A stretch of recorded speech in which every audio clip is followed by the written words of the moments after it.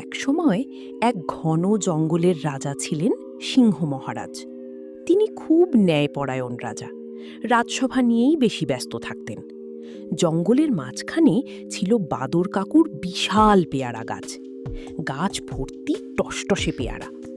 বাদর কাকু সারাদিন গাছে বসে পাহারা দিত আর বলতো, এই পেয়ারা কিন্তু আমার বহু কষ্টের ফল। কিন্তু কয়েকদিন ধরে অদ্ভুত ঘটনা ঘটতে লাগলো। রাতে গাছ ভর্তি পেয়ারা থাকে, সকালে দেখা যায় অনেক পেয়ারা গায়েব, শুধু কিছু আধ খাওয়া পেয়ারা পড়ে থাকে। বাদর কাকু রাগী সোজা ছুটল সিংহ মহারাজের সভায়। সভায় উপস্থিত ছিল মন্ত্রী শিয়াল পণ্ডিত, হাতি সেনাপতি, ভালুক ডাক্তার আর টিয়া সাংবাদিক। বাদর কাকু কান্না করে বলল, মহারাজ, আমার পেয়ারা চুরি হচ্ছে। সিংহ মহারাজ গম্ভীর গলায় বললেন, আমাদের জঙ্গলে চোর? এটা খুবই গুরুতর ব্যাপার।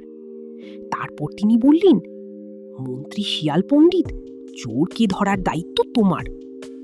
শিয়াল পণ্ডিত বলল, মহারাজ, চোর যত চালাকি হোক, শিয়ালের বুদ্ধির কাছে হার মানতেই হবে। পরদিন রাতেই তদন্ত শুরু হলো। শিয়াল পণ্ডিত গাছের চারপাশ ঘুরে ঘুরে সব দেখল। হঠাৎ সে লক্ষ্য করল, পেয়ারার কামড়গুলো খুব ছোট ছোট। সে মনে মনে বলল,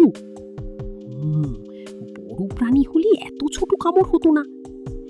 আরও একটা ব্যাপার তার চোখে পড়ল, চুরি সবসময় রাতেই হয়। তখন শিয়াল পণ্ডিতের মাথায় বুদ্ধি এলো। সে বাদর কাকুকে বলল, আজ রাতে কেউ ঘুমাবে না, তবে সবাই লুকিয়ে থাকবে। তারপর সে সব পেয়ারার গায়ে অল্প করে সাদা চালের গুঁড়া মাখিয়ে দিল। হাতি সেনাপতি অবাক হয়ে বলল, এতে কি হবে? শিয়াল পণ্ডিত হেসে বলল, চোর নিজেই প্রমাণ নিয়ে ঘুরবে। সবাই গাছের আড়ালে লুকিয়ে রইল। চারদিকে নিস্তব্ধতা, শুধু ঝিঝি পোকার ডাক। হঠাৎ মাঝরাতে ফর ফর ফর শব্দ শোনা গেল। সবাই নিঃশ্বাস বন্ধ করে তাকিয়ে আছে। একটা কালো ছায়া উড়ে এসে গাছের ডালে বসল। তারপর টুপটাপ করে পেয়ারা খেতে শুরু করলো। শিয়াল পণ্ডিত ফিসফিস করে বলল, এবার ধরা পড়বি। হঠাৎ সে চেঁচিয়ে উঠল, আলো জ্বালাও! জোনাকি পোকার দল একসঙ্গে উড়ে এসে চারদিক আলোকিত করে দিল। আর তখনই দেখা গেল, চোর আর কেউ নয়, চামচিকা। তার মুখ, ডানা আর পেট সাদা চালের গুঁড়ায় ভরা। পরদিন সিংহ মহারাজের সভায় দরবার বসেছে। বাদর কাকু লাফিয়ে উঠল, এই তো আমার পেয়ারা চোর। চামচিকা ভয় পেয়ে উল্টো ঝুলে বলল, আমি আমি শুধু একটু খেতাম।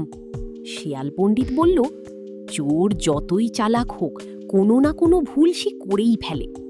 সিংহ মহারাজ গম্ভীরভাবে বললেন, চুরি কখনো ছোট অপরাধ নয়।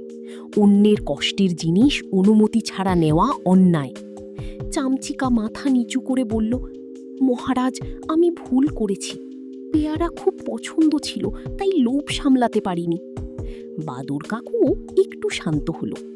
সিংহ মহারাজ কিছুক্ষণ ভেবে বললেন, শাস্তি হবে, তবে এমন শাস্তি যাতে তুমি শিক্ষা পাও।